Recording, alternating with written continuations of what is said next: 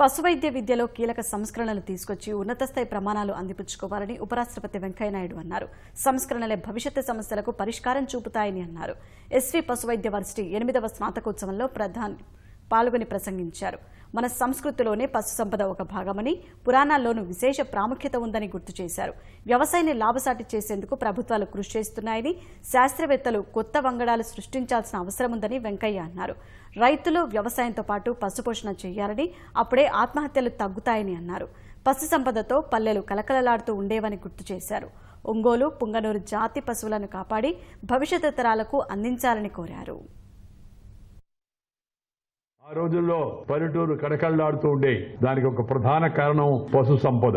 కానీ ఇవాళ క్రమేపీ ఆ పశు సంపద అంతరించిపోతూ ఉంది. మనందరం కూడా తిరిగి మళ్ళా పశు సంపదను పునరుద్ధరించే ప్రయత్నం చేయాల్సిన అవసరం ఎంతో ఉంది. దేవతలు, దేవుళ్ళు వాళ్ళ వాహనాలుగా ఈ జంతువులను ఉపయోగించారని చెప్పని మన పురాణాలు చెప్తూ ఉన్నాయి. వ్యవసాయ రంగాన్ని మరి లాభసాటిగా చేయడం కోసం ప్రభుత్వం చేసే ప్రయత్నాలు ప్రభుత్వం చేస్తోంది. కానీ సైంటిస్టులు కొత్త వంగడాలు కనుక్కోవాలి, ఉత్పత్తిని పెంచాలి.